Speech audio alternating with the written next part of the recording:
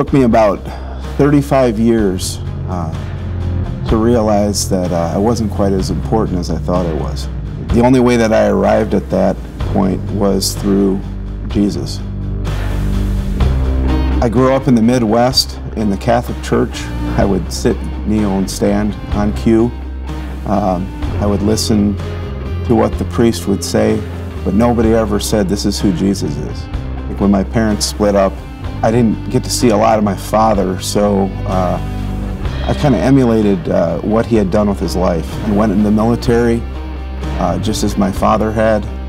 And then when I left the Marine Corps, I became a police officer. I quickly found myself at the end of my first marriage.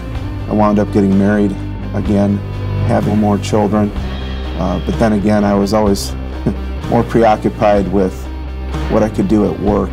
I never really understood what it meant to be a real father or a husband. And again, I thought that if I worked harder and had more titles after my name, that people would respect me because of that. The first time I came to church, my wife had brought me. I didn't want to be here. The very first sermon felt like the pastor was talking directly to me, and I was angry about it. I didn't know what to do. I just kept thinking, man, I just want to get out of here. Shortly after I went to that first sermon, I found myself coming back week after week. God chose that moment in my life to break me. He slowly started taking away all of the things that I leaned on to validate myself as a person. I couldn't run from things anymore. I couldn't hide behind a career. I couldn't hide behind a uniform. I couldn't hide behind lies. And when he finally brought me to my knees, that's when I had to have humility. I had to look in the mirror and face who I was and really face the fact that I had made a horrible mess of my life that had hurt so many other people. And at that point, I heard his voice the loudest in my heart. And he said, "Sean, I got bigger plans for you." I had to hand everything over to Jesus.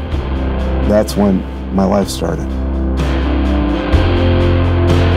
Living without fear is a wonderful thing. Living without the crushing pressure of having to be somebody who you're not is the essence of freedom. I only have that freedom because of Jesus Christ. I only have the ability to love my wife and my children because of Jesus. I only have the ability to wake up every morning and do everything that I have to do because of Jesus. Being able to lay all that at his feet and know without a doubt he's never going to turn his back on me. It takes all the pressure off. He has this life for me to live that is beyond any expectation that I could have.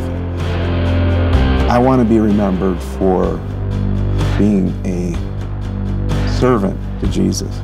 I want to be remembered for shining the power of Jesus, the glory of Jesus through who I am now and my redemption. And I want to finish well.